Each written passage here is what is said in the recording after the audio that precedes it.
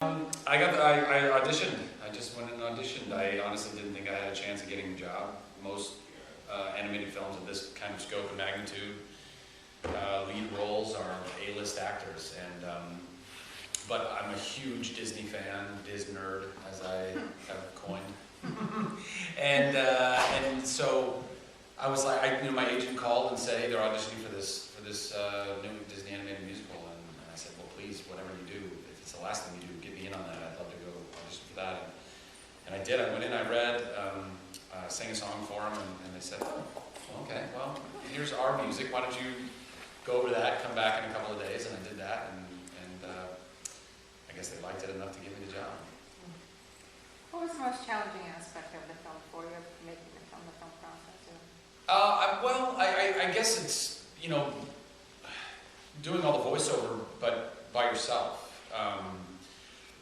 I think you kind of, if you don't do a lot of voiceover, it's pretty much the first voiceover job I'd ever had, even though I've dreamt about doing it my whole life. I mean, I'm such a cartoon kid. I was raised on them, and always wanted to do voiceover stuff, but you don't realize that most of the time you're doing it by yourself.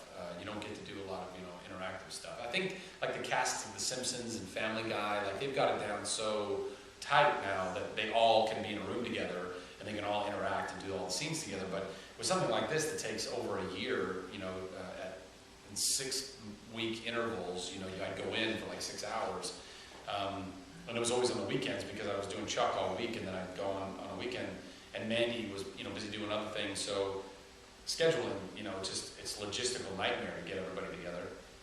So I go in and just have to go line by line and, read it to myself. But I had to imagine I was in a forest anyway. So it's like imagine that, then you just take another step and you're imagining you're talking to Rapunzel, and, you do your best. And you have the directors there to guide you, so, yes. So who knew you could sing? I mean, are you going to sing on Chuck next? But, are you going to be the third Chester? Or well, I don't know. We have had many fans kind of, cry out, like, when's the musical episode? And I'm like, I don't know, it's such a great idea. It's kind of like, that would be like, here's the shark and this is us jumping it. That would be,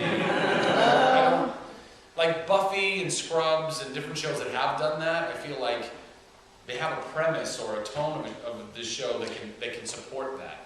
And even though Chuck is very, can be very silly and tongue-in-cheek, I don't know, I feel like it would kind of not, I feel like the integrity of the show would immediately, then it'd be the Muppets episode or whatever, it's like, it's all that way from there. Yeah. Can you give us a smolder? It just looks like I'm constipated. That's good. It's pouty. It's like just like a Magnum or Blue Steel Light or whatever. It's very Zoolander.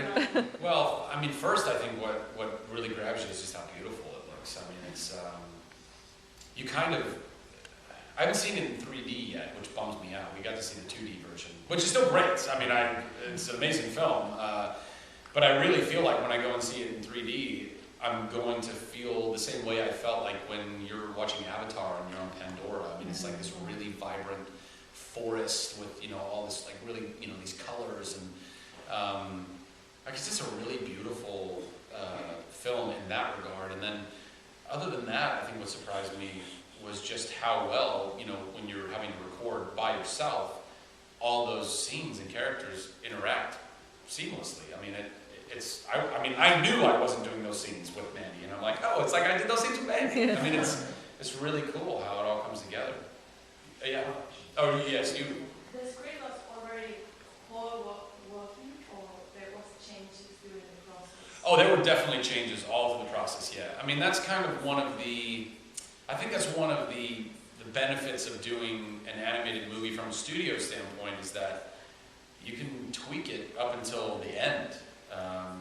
And I think that's one of the brilliant things about John Lasseter and the whole team from Pixar, and why Pixar has continued to make incredible films, and why that's now translated to Disney, is that there's this process of, and I've only overheard this through conversations, but I'm going to share it with you guys now. This whole stage where they go and plus the movie, and basically what that means is there'll be tweaks and changes, and they finally get to a place where they've locked the movie. It's like, okay, we've got the movie, it's done. WALL-E is done, folks, we finished. All right, great. Now, go and plus it. And by that, every one of the departments goes back to the entire film and finds all these little things, all these little moments to just bring that much more life and storytelling to it. So where in this, first locked version of WALL-E, it might have been a great film.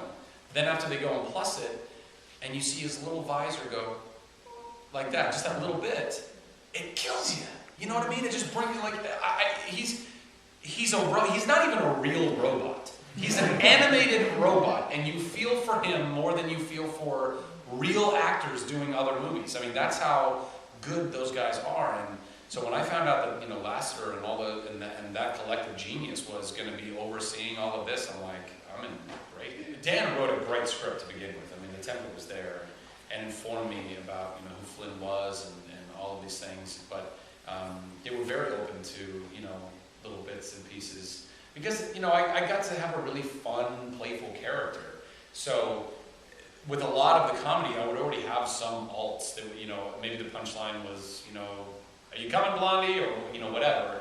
But I could then go off and riff on sometime today, or whatever. I don't know. I think there's one moment that I know for sure because they told me, they said a lot of your ad-libs stayed in there. There's one moment where, after she heals my hand, and then I go off to get firewood, and then I start coming back, and I'm talking about something, and Mother Gothel's already been there, and I'm like, everything okay? And she says, yeah, everything's fine. And I go, getting back to that, am I going to have superhuman strength? Because that would be really awesome. And I'm going off on this rant about superhuman strength. It kind of trails off, but they just let me go. They're like, just keep talking, it's all good. Your character in Disneyland and seeing all that, how did you feel? A little tripped out, honestly. I have toys, there's toys of me. Well, there's toys of Flynn. It's not even, it's not me, what I mean? But it's you, I mean. Well, yeah, but I mean, it'd be another thing if I did an action movie, a live action movie, and I had toys, but it's, but nonetheless, I mean, it's me doing the voice, and that's crazy awesome. And seeing a dude dressed up like Flynn, and not just dressed up like Flynn, but never once breaking character is really, really weird. It's really because I go up to him, I met him at Disney Studios first. We did a whole thing there, and they had him come up. And I was like, hey, I'm Zach. And I really expected him to be like, hey, I'm John, because I just wanted to meet the guy. I didn't want, I didn't need to meet Flynn. I was Flynn. So I just, I'm like, hey, and he's like, hi, I'm Flynn Rider. I was like, no, that's good. What's your name? And he goes, no, I'm Flynn Rider.